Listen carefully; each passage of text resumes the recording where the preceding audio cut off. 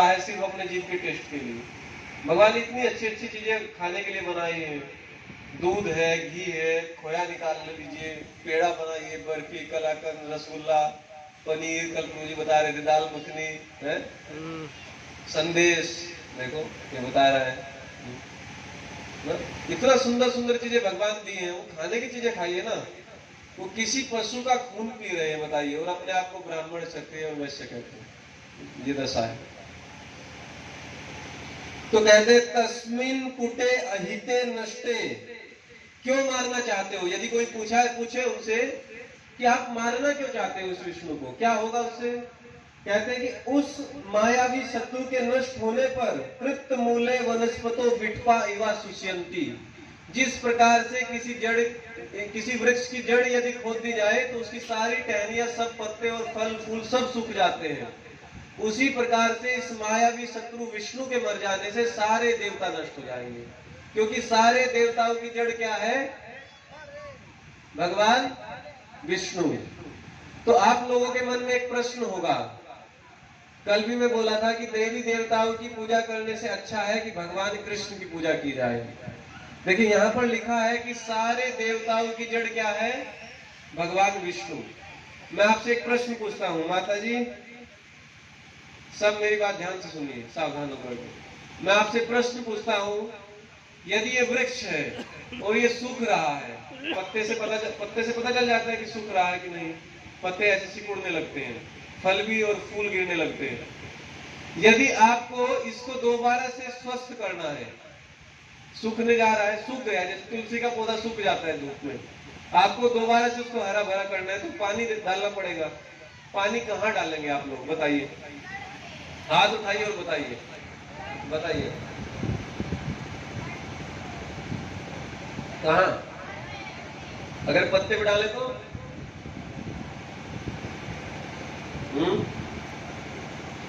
भाई वृक्ष के पत्ते सूख रहे हैं कि जड़ सूख रही है? आपने क्या देखा? पत्ता सूखता हुआ देखा कि जड़ सूखती हुई देखी? जड़ तो दिखती नहीं है, जड़ तो भूमि के अंदर है। पत्ता सूख रहा है और पानी जड़ पे क्यों दे रहे हैं? पत्ते पे देना चाहिए ना।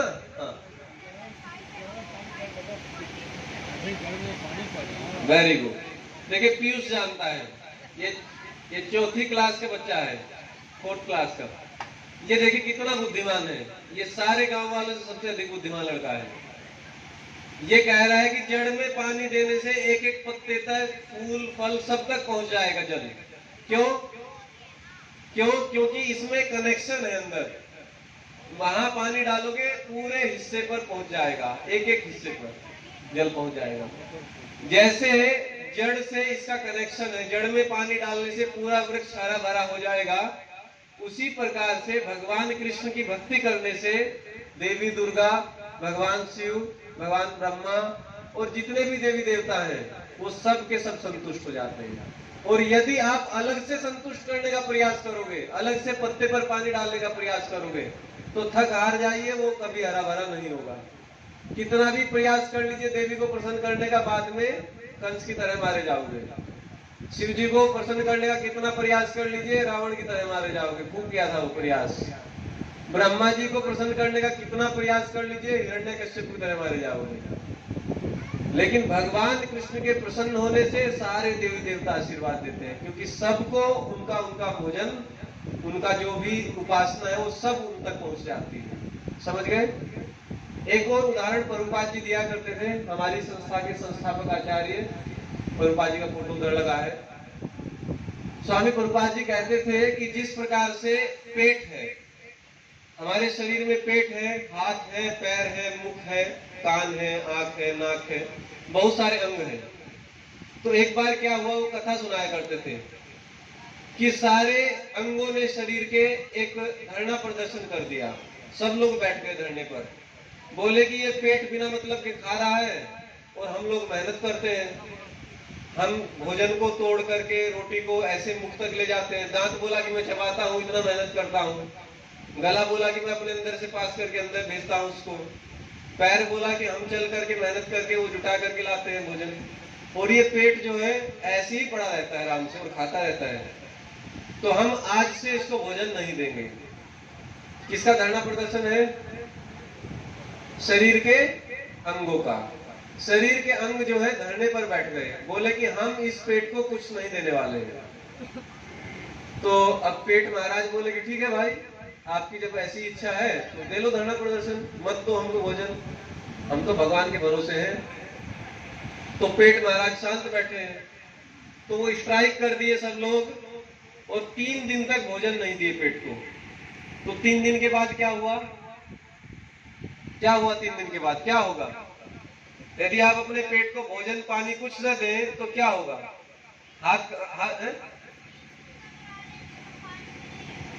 अच्छा, हाथ का क्या होगा? हाथ कांपने लगेंगे ना, पूरे शरीर में कमजोरी आ गई, हाथ पैर सब में कंपन होने लगा, सब कमजोर हो गए, आंखों से धुंधला धुंधला दिखने लगा, चक्कर आने लगे, कान से सुनाई नहीं पड़ रहा है, बिल्कुल मरने जैसी हालत हो गई सारे अंगों की। तो अब सब अंग क्या बोले? दोबारा से जो है धरना दिए, दोबारा से इकट्ठे हुए एक सभा में। आप उधर मत देखिए, इधर देखिए, वो करने दीजिए जो कर रहे हैं। तो अब जितने भी अंग हैं शरीर के वो सब इकट्ठा हुए और वो बोले कि भाई ये तो जो है हम गलत कार्य कर रहे हैं, शायद हम इस पेट को भोजन नहीं दे रहे हैं तो हमको लग रहा है कि हमारी शक्ति क्षीण हो रही है, इससे अच्छा तो हम पहले ही थे, पूरा भोजन इसको देते थे और हम सब लोग हष्ट पुष्ट रहते थे। तो प्रभुपाद जी कहानी सुना करके कहते थे कि ऐसी ही स्थिति है देवी देवताओं की और भगवान की। हम लोगों को यदि हम भगवान की भक्ति करेंगे, भगवान को संतुष्ट करेंगे, भगवान को भोजन देंगे, भगवान को भोग लगाएंगे, तो हमारी सारी इंद्रियां, देवी देवताओं की सारी इंद्रियां और इस संसार में जितने भी लोग हैं सब संतुष्ट और प्रसन्न रहेंगे।